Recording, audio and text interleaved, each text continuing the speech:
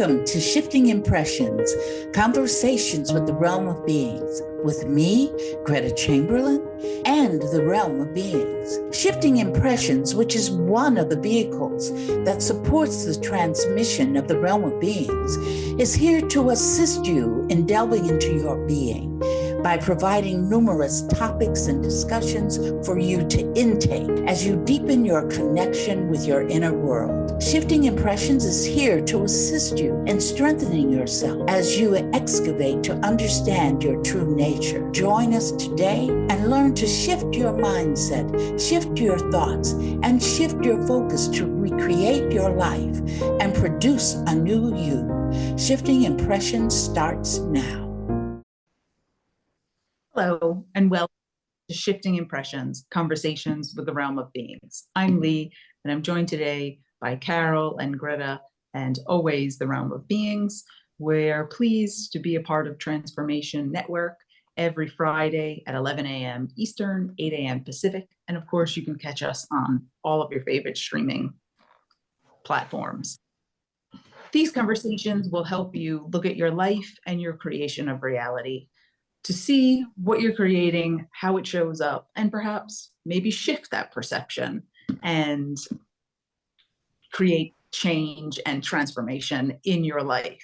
If you're new to the podcast, each week, Carol and Gretta and I discuss a quotation that Gretta has downloaded from the Realm of Beings. And then towards the end of the podcast, the Realm of Beings speak through Gretta and share more wisdom about their quotation. This week, we are going to be talking about the proverbial empty box. So we have a very long quotation this week. Let me pull it up. Imagine yourself standing in a void like an empty box. There is no one there but you. It is your task to fill the box with experiences, supported by various individuals like people and events. This is how you create your reality. You fill your box with all of your creations. You choose everything that goes in your box. Consequently, you have created and attracted everything in your box. So Gretta, you were really excited to talk about this analogy of the empty box. So take it away. Can I say something first that has nothing Sure. to do with the empty box? I just want to say that I've created to have two wonderful experiences with two people, one Alan Steinfeld and the other one Debbie Dachinger. And Alan Steinfeld's podcast is New Realities, and he interviewed me for about an hour and a half. And you might want to check that out on YouTube. And also the one that I did yesterday with Debbie was about 2 hours long. And it was just, both of them are really wonderful people, and they're doing really great work for the community. So I want to put kudos out there. Debbie's podcast is Dare to Dream. And it's just wonderful. She interviews various people and they talk about their experiences. And that's where I was able to talk about my experiences as well. If you're interested in extraterrestrial life, then you might want to really check into Alan Steinfeld's work and his podcast, because he's interviewed people like Deepak Chopra, Daryl Anka, who channels Bashar, different people like that, Dolores Cannon, if I'm not mistaken, who has made her transition quite a while ago. So he's been around for a long time, and Debbie's been around a long time too, and she's doing magnificent work with healing, bringing on people who talk about healing and various other things, and dealing with the cosmos, as she calls it. So please check out their podcasts. I think you'll find them very interesting. Okay, now back to this quote. You're right. I am so excited. The contents of your box. So I am, from I your am box. just, Greta. I am so excited. I'm so excited because it talked about when it was given to me, and the title is The Empty Box, and I've been talking about it. They've had me talk about it for quite a while, and I said, let's bring this great thing to the podcast. But it's always a black box. Think of yourselves being in a black box, meaning the box itself is not black, but the environment within the box is black. It's like being in the void, like being out in outer space by yourself, and there are no stars, there are no planets, you're just there, and that's how I see the black box. Each one of us has our own black box. And what that means is that it goes into creation of reality. And creation of reality, begins before conception. Definitely before conception. So you start filling it up. It's like you know what? It's like having a shopping cart, and you're in the store and you're shopping. Sometimes you have your list. Sometimes you know what you're going to put in the shopping cart. I'm looking for instant mashed potatoes, or I'm looking for organic broccoli, whatever. And you're going to put it in there. But then there are other times you go down an aisle in the store and you say, oh, that biscuit powder looks real good, or biscuit mix. Let me try that. So you put that in there, but you really, in the beginning, you had no intention of doing it, but you decided, I want to try that. That's what this empty box is. You go and shop, and shop for every doggone person you put in there. Sometimes you'll shop in there and man, you turn around and you say, why? Why is this person, in my reality? Because you said this, and then you think if I had a choice, I would never associate with that person. But see, the thing is, you brought that person into your box to interact with that person because you're there by yourself, you see. And each one of us has our own box, even though we are here. Let me explain it like this. I have my black box. Carol has hers. Leigh has hers.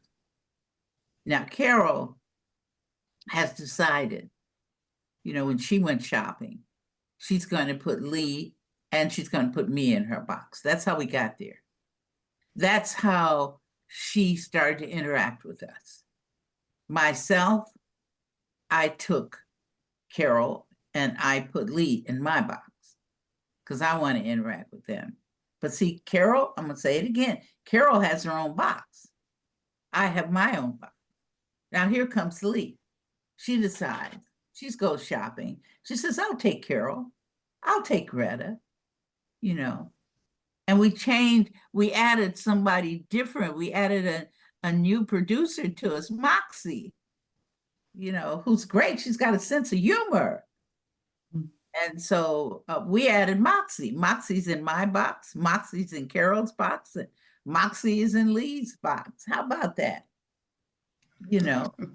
Wait, I have a question. Can I just pause you there for a second? Go ahead. Pause me.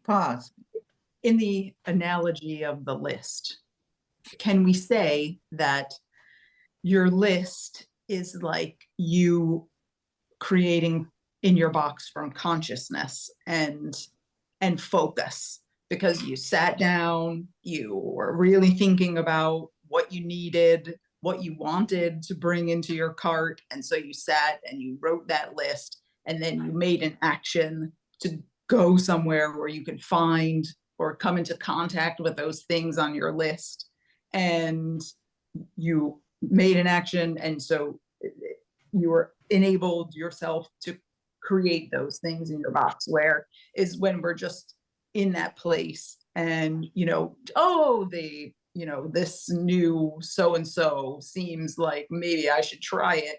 That's more kind of like our things from our unconscious that we're like throwing in the cart that we didn't necessarily focus on, but that we create there.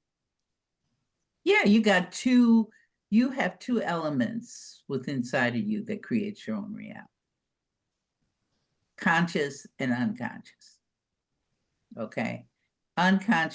Conscious means that you're doing it with intent. I am intending, I have the intent to create a blue dress for myself. The unconscious really rules to a certain degree what's happening to you, because the unconscious is two things. One is the force. That's what also makes you the force. We all share the same unconscious. It's not I have my unconscious, Leigh, you have yours, and Carol has hers. There's one, and all of us are sharing it. And we're sharing it with Moxie too. I like that name. That's why I'm calling her all the time, Moxie. It puts a lot of oomph into it, But we all have that. So the things is that we've said this before, we put blinders on so that we stay focused where we are at the moment. So we stay focused on those things. But yes, the unconscious brings you things in, puts things in your box as well. But it's still you now. See, you are your unconscious and you are your conscious. So at the unconscious, you're putting things in your box too that you're not necessarily aware of, at the conscious level until it actualizes itself. Because these are two different realities we're talking about. We're talking about a conscious reality. We're talking about an unconscious reality. And at some point in time, when we put it in the box, we're moving it from that unconscious reality into a conscious reality, is what we're doing. I don't know if that answers your question, Leigh. That's what I mean about the list per se, let's say we're, we know that we're going to be attending some event and, to use your thing, you said like, oh yeah, I really would like to, wear a blue dress. So you go out in the world specifically with that focus and intent to get that. And generally it turns up depending on our focus and intent. Absolutely. Carol's thinking. Come on, Carol. I was just going to mention, there was a book I read quite a long time ago. I can't for the life of me remember the name of it, but it had a similar type theory about actually physically drawing a box and putting in everything you have or you want, like work, friends, family, career, money, whatever it is. And the idea of that was to help one, I guess, actualize what you want. And also, should you lose one of those things, like say your romantic partner, you look at your box and it's still not empty. You have all those other things. You have family, you have friends, you have work, etc. So would a good exercise for this quote be, let's draw our box and put consciously what we want in there and also see what the unconscious brings up to put in there to help us achieve our goals? It could be. That's a possibility, because we're not going to say that nothing is impossible. Right. I know I'm not going to say it, because there's so many things that at a regular level, at a humanoid level, I would think that that wasn't possible. Then when I step out and do the work that I do, there's so many possibilities of impossibilities. The impossibilities comes from my thought as being a humanoid. Then when I go out and do the work, and I can see that, anything is possible. Anything is possible. That would be a very interesting exercise to do, would be to, that, you know what that's like? That's like doing vision boards, Right. you know. I'm a very visual person, so that always I always felt like that helped me get a better, clearer picture of the direction my life is in. Yeah, I've had one individual that I facilitated for quite a while. She's not with me any longer, but she did not like doing affirmations Mm, for whatever reason, and she swore up and down that the affirmations don't work for me. Well, of course they didn't work for her because she didn't want them to work. So I asked her, I said, so what do you've got this challenge, you want to create a mate in your life. So what are you gonna, what do you want to do about that? And we came up with the idea of her doing vision boards. She created beautiful vision boards. She showed me. She enjoyed it. So as long as she was enjoying it and doing it, and then she would look at her vision boards, develop a relationship with the visions that she had up there for her mate and so forth. I don't think she found a mate, but she envisioned him, or she envisioned other things that did manifest itself. So that's another method. So you've given us two methods this morning, Carol. One, just taking a black box and putting your stuff in there, be it that you write it in, be it that you find pictures of it, or be it that you draw your own pictures of it. That could be a technique that could be used here. But the wonderful thing about this quote is that you do it all, in essence. You're the creator, you're the former.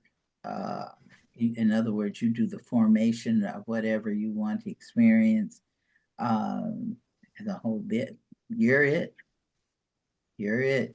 Nobody else. Nobody else is in that box but you, other than who you put in there. And you put in there people that are going to assist you with your lessons, events, things.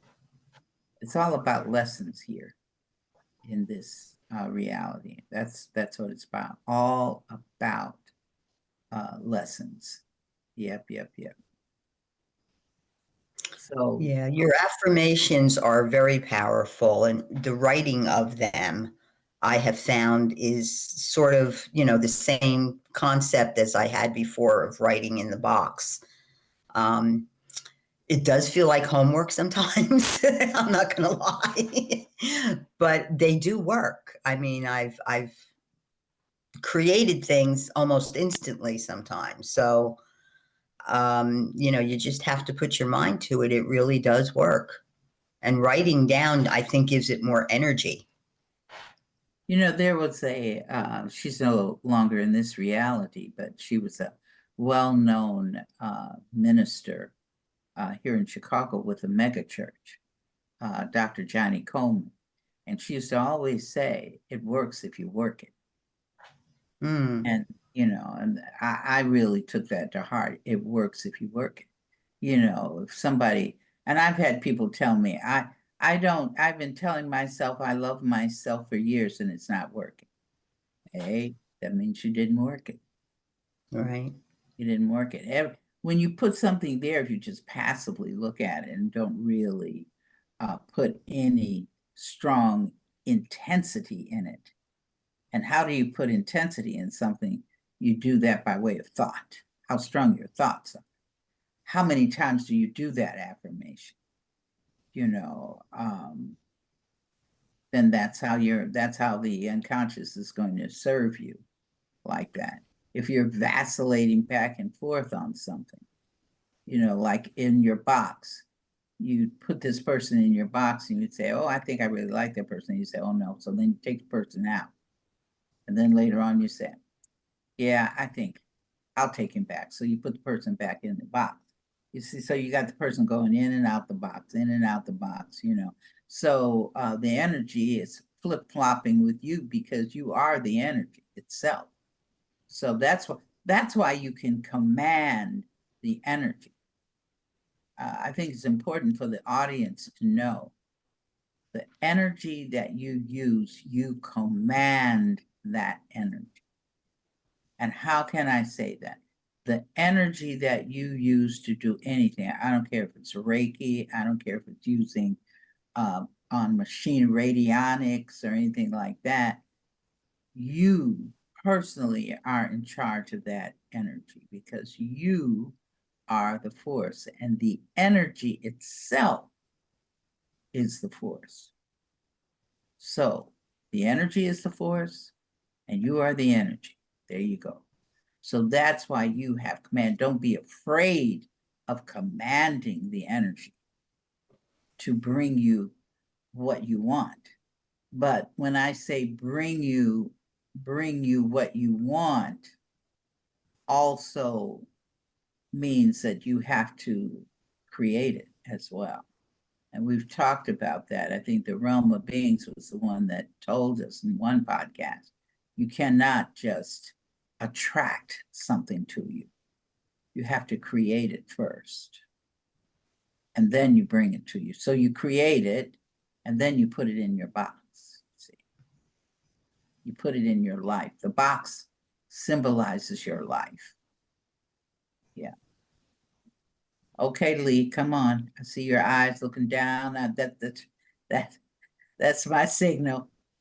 We're talking about this, and I guess maybe I have a question on a more subtle level. We're creating our reality, and in this reality, we're all energy, right? And, there are some humans. See, like, these are the parts that how is this accounted for? Basically, everyone who's listening to this, has some form of Wi-Fi and this, kind of communication apparatus. I don't know. Did I create that? So, then along the lines, we are all energy, and this, the frequency that allows this, podcast to occur, and this Zoom call for all of us to be together, emits a kind of frequency. So how does that frequency interact with our human frequency? Like when these fields interact, we're not consciously aware of maybe what the field is doing to the human form. So how does that work? It's like there is those fields that you're talking about, regardless of what form they're in, their energy. Right. Right. So, and you are the energy. So you're going to create that out of your quote unquote workings with your unconscious. You're going to create that. You create to be able to be on this podcast with the two of us and with Mox for today. We create that. We create everything. Now, if you want to go into the scientific aspect of it, then we're moving into neurons, and we're moving into electrons and protons, and how this is moving and how that is moving. Then we can get technical about that. But if to stay out of going into that technicality, it's just point blank. You think of it, you get it. That's real. And wouldn't the other part of it be the support side of create support? Absolutely. You're going to get, when you create something, you're going to have the support. It's automatic. And that support could have a scientific basis. Absolutely. Because when you really think of something, if you want to think of science, this whole experience is scientific. Everything that you do is scientific. Everything. For you to move from, let's say you're going to stand up and move to your living room. That's scientific. Because there's a lot of science that goes into you moving. First, you've got your thoughts. You're going to have your basal ganglia. You're going to have all that, your thalamus helping you with movement, how your movement is going to be. So everything you do is scientific. To go to the bathroom and to is scientific. Your whole body has to scientifically work together to assist you in extricating the toxins out of your body. That's scientific. When you go to sleep, for you to lay down, just the process of laying down is scientific. The process of me talking is scientific. Everything is science, if we really want to look at it. Well, Greta, when it comes to like all these actions that you're mentioning, don't we have like separate bodies that control that, like the circulatory body, the neurological body? Like, I know you've taught us that there are multiple bodies within us, the physical being like the last to manifest and the first to depart. But all those other bodies are still our creation to even attempt to do any type of movement, even breathing, which is totally an unconscious action. We don't think about that we have to breathe, we just breathe. Right, right. Oh, that's part of your nervous system. So that's going to be part of your nerve body. But yeah, you do. You have Right. different, see, let me say this. Human people, human individuals are connected to their five senses. What are they? Smell, taste, touch. What else is there? Vision. Sight and hearing. Sight. Yeah. There you go. So if you have one of those things in relationship to what you created, then you're going to believe it's there. Because see, these senses help you to stay within an illusionary state because you believe it. If I can touch this book or I can touch the screen, then I know it's there. You see, it's easier for me to accept it. It's easier for me to believe in it because my one or all of my senses are letting me know it's there. And that's part of being humanoid. That is not necessarily with other species, how they would perceive their perception. But yes, so consequently, each one of us, each has several bodies, of which the physical body is the one that has the compilation of everything. Like the chemical body only deals with the chemicals. The connective tissue body only deals with the connective tissue. So, but the human body is like a composite, a compilation of all of those bodies together. But nonetheless, the physical body needs that subtle body to work with it because it's an integral part of it, But like when you go to the doctor, you're just thinking, okay, my I'm having an ailment in my physical body. So then you look at what ailment it has, and that will determine what allopathic doctor you're going to go to, or if, depending on where you are as far as your health is concerned, you might choose, well, I'm going to go to an osteopathic doctor, or I'm going to go to a functional medicine doctor, or whatever, So, but it is definitely, we are so expansive, we don't realize it. We don't realize how expansive we are. We don't the last podcast that we did last Friday was show your power. You are a powerhouse. Most people don't really see themselves as being powerhouses, especially if they've chosen to be homeless and living on the street in a tent. They don't see themselves as powerful as the person who lives in a $3 million house, but in actuality, they're the same. It's just in that person's box, they put a $3 million house. In the other person's box, they put a tent. Same thing, same energy to create living in a tent as it is to live in a mansion. It depends on what do you want to experience? What do you believe in?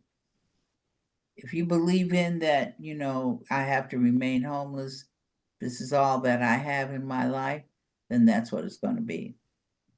However you believe yourself to be is what you are. If you believe you're not healthy, then you're not healthy. If you believe that that's what the box is. You put in the things that you believe in inside that box. Things that you don't believe in don't even go into your box. But like Leigh was saying, she was alluding to the fact of the unconscious. Yeah, there's stuff that's going to come into that box that you'll look and wonder, how did it get there? But you put it there nonetheless. The vehicle to do that for you was the unconscious. So that box is being filled within two types of unconscious.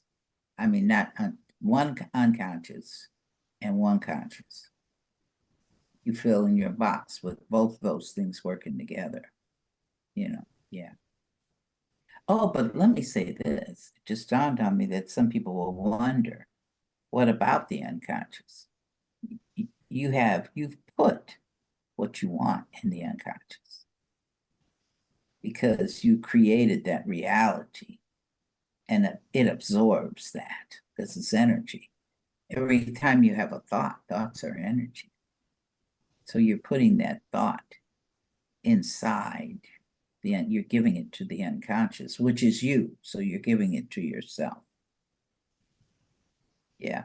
Once we understand that we're giving it to ourselves, then we take on more of a stance about, well, heck, I didn't want that. Let me get rid of that. Let me change that. Let me change that bad boy. Yeah. Kick some things out of the box. Absolutely. Like health challenges. You don't have to keep the health challenges. I still have health challenges. One which I just acquiesce to. I don't, and that's thyroid.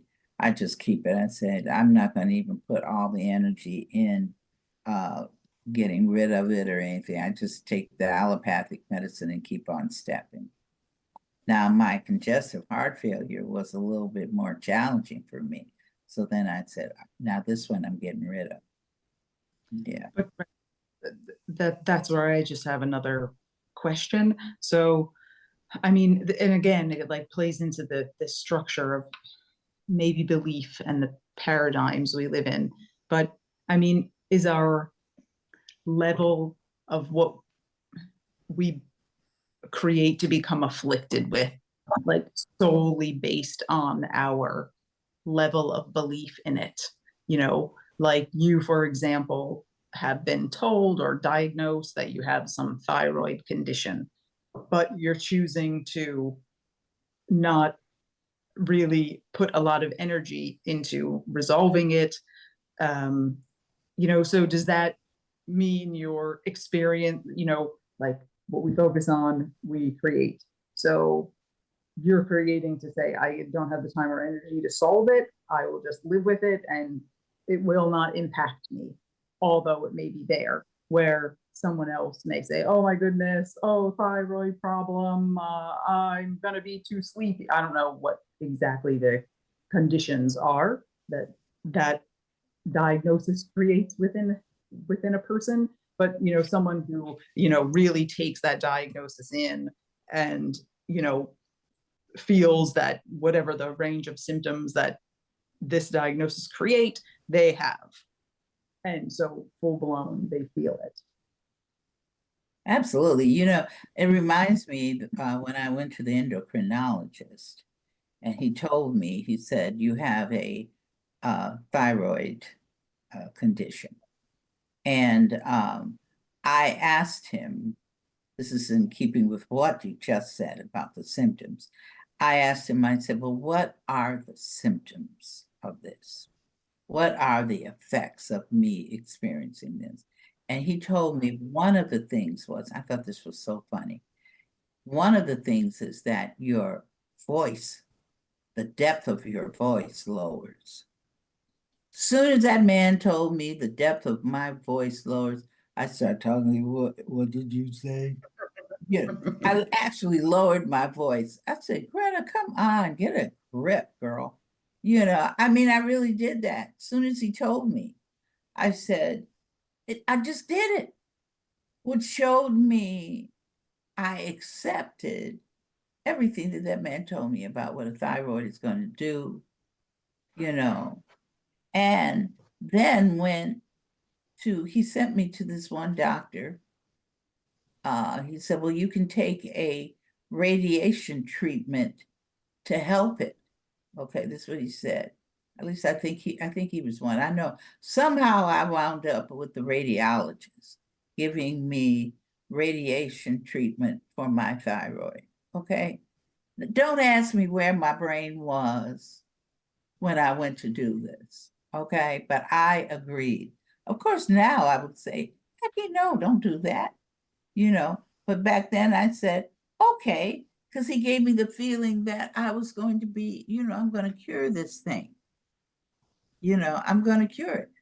But what I didn't know was that if my thoughts and my emotions are still there supporting why I have the first place, it's not going to change anything. So you have to change your thoughts and you have to change your emotions.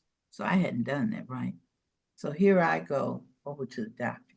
The doctor explains to me what he's going to do. We're going to give you radioactive iodine. I can't even remember how they gave it to me. That shows you I don't want to remember that situation. So I went, they did it. They said, now wait and we'll tell you the results. Man, the doctor came out, he said, oh, I'm so sorry. I'm looking at him, he's sorry. What are you sorry about? He says, I'm so sorry, but we gave you a little bit too much radioactive iodine. I was so amazed. I just said, Greta. Too much? You gave me too much? I said, so what does that mean you gave me too much? He said, well, now instead of being hyperactive, you're hypo. So I went from one extreme, I went from one extreme to the other. I went from being you know, now I can laugh at it. But at the time I said, damn. You know, I mean, if we had more time, that would be an interesting scenario to unpack, because if we are creating the reality at all times, you created both scenarios. So absolutely. In know, just that period. right. So like, you know, I don't know, that leads down a whole other path about like, okay, but we have to take a pause. Carol, before we do that, do you just want to let the listeners know where they can find Greta if they're in the Yes. LA?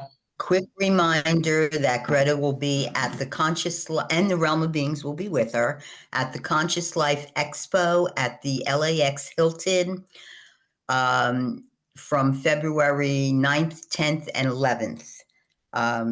Very great expo. Alan Steinfeld, who you mentioned, is part of this. So great time to go meet her. And every expo she's done so far has been overwhelmingly successful. So I suggest you get your tickets now.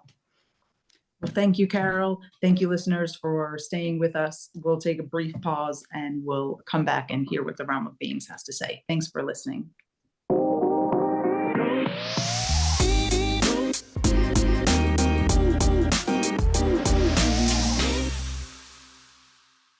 Realm of Beings gets to weigh in on their quotation. So, Realm, are you there? Yes, we are here. Okay, I will read you this long-winded quotation you gave us. Or do I have to? It's the one about the empty box. Imagine yourself standing in a void like an empty box. There was no one there but you. You fill your box with all of your creations. You choose everything that goes in your box. Consequently, you have created and attracted everything in your box. Yes. Yes. We're in total agreement with that quote we gave you. But you know why we gave you that quote? Tell us. We gave you that quote because we wanted to emphasize that everybody creates their own reality. Because when you just think about it, you got all these things going on around you. But when you think of a box, you're confining the space. And then you see yourself in this supposedly confined space. And it's confined within the terms of reality. And we wanted you to understand that regardless of what it is, each one of you, including us, creates their own reality. Because you're in the box by yourself. You're not in the box with your mother. You're not in the box with your father. You're not in the box with your sisters and your quote unquote family. You're in that box by yourself. So technically, and then I'm going to, Carol wanted to say something. Technically, you're in that box all the time by yourself.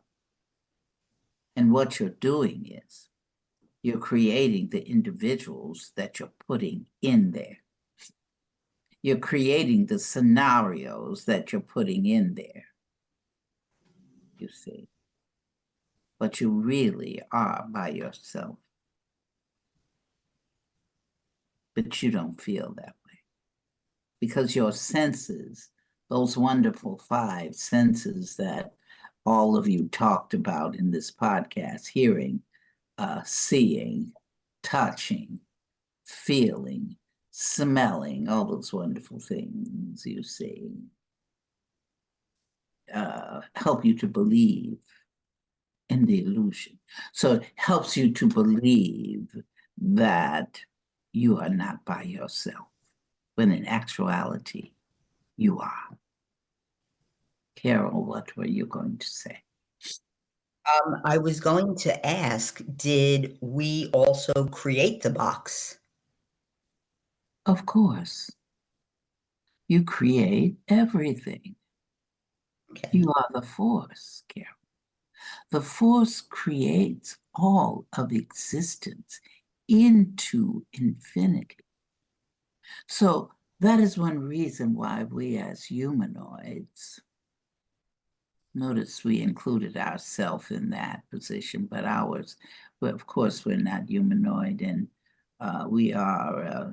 we're different species. So our lessons that we have to deal with are different from the lessons that you deal with. Our way of perceiving our reality is different from the way you perceive your reality. But that's how this existence is set up. Each species has its way of dealing with its quote unquote life. Now, do us a favor, Carol, and repeat your question again, please.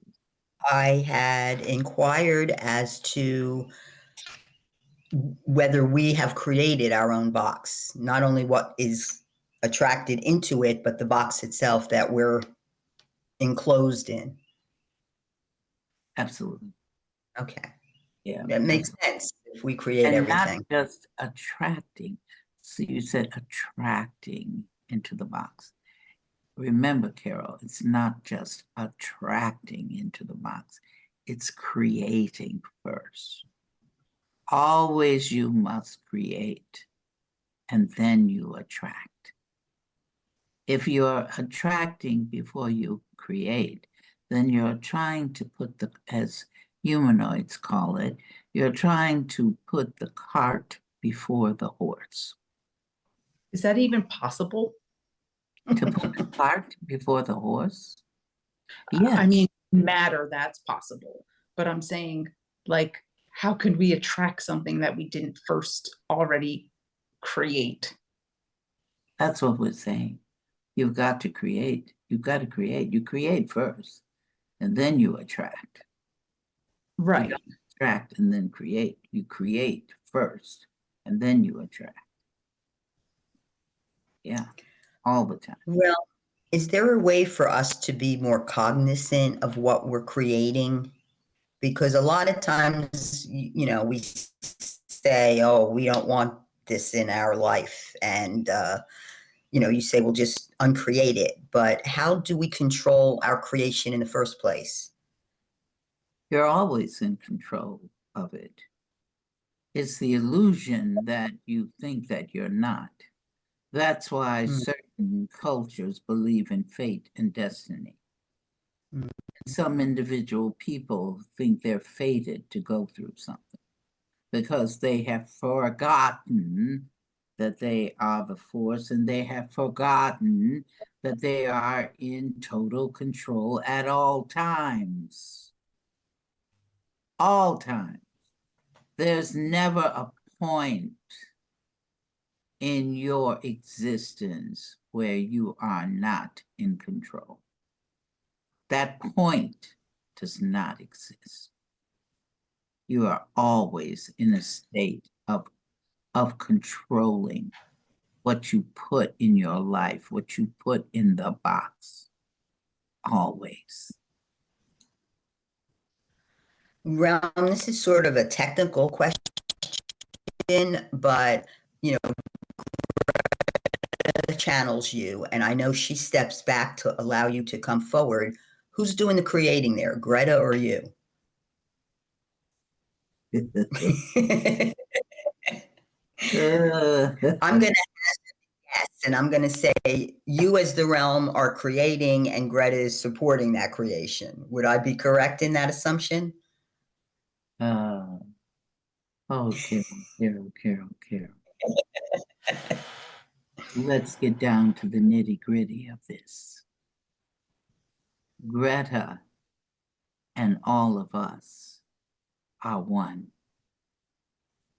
We move in a sense of oneness with each other because we have agreed to create that type of reality.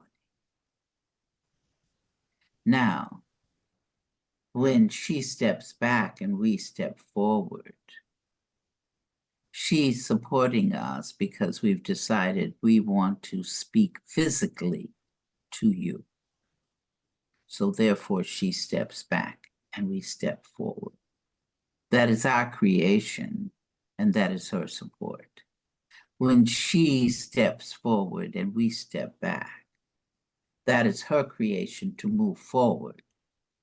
But at the same token, it is her creation to move forward as it is her creation to step back. She's creating and supporting simultaneously, you see. As are you, right? Absolutely. That Good, is, I got it right. everything works in existence. I don't care what species you are. It's the protocol. Create, support, create. And it doesn't happen. I create first, and then there's the support, and then there's the next person who is creating is now supporting, and then now I'm creating. All of this is happening simultaneously.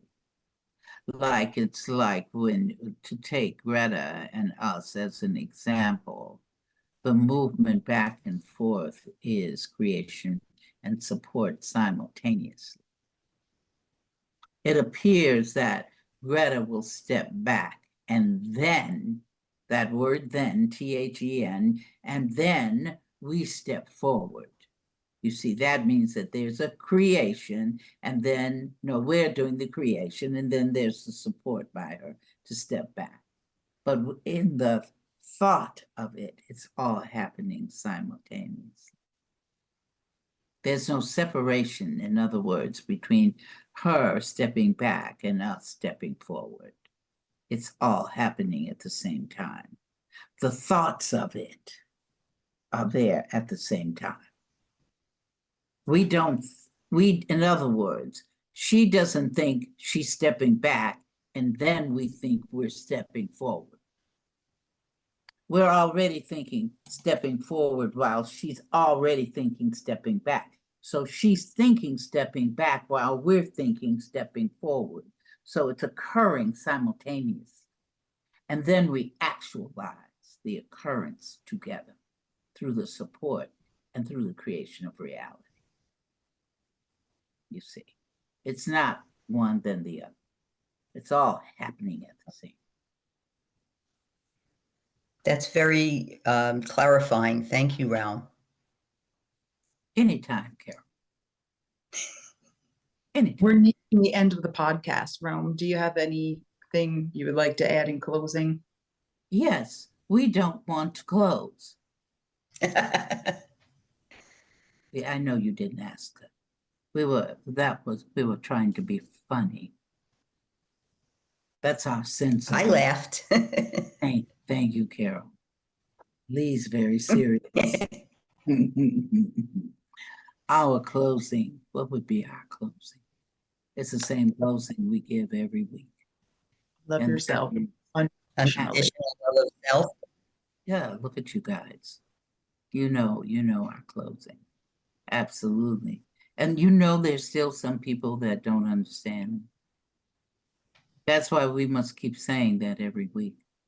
Love yourself so that you can create by putting in your box the things that you love and appreciate and want and just make you feel good. If there's something inside that box, that's like having a thorn between your toes. Can you imagine having a thorn between your two toes? How annoying that would be.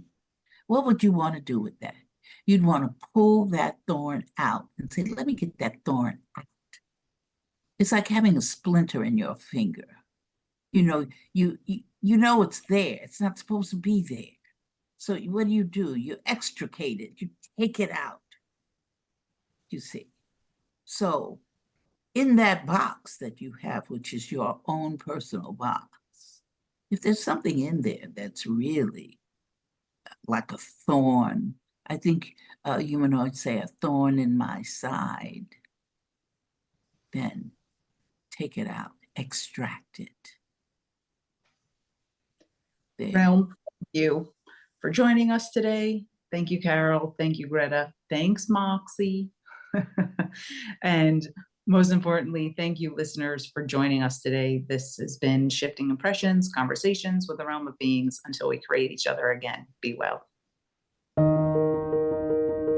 Once again, thanks for joining us at Shifting Impressions, Conversations with the Realm of Beings on TransformationTalkRadio.com. As you have explored today's creation of reality experience with the realm and me, Greta, each of you is being supported by us in further developing the understanding that you are not just an individual existing in linear time and space, but a multi-dimensional force of infinite possibilities who is connected to all. So begin to create the realities you want. Join us every Friday at 8 a.m. Pacific Time and 11 a.m. Eastern Time on Shifting Impressions at TransformationTalkRadio.com. So long until we create each other again next Friday.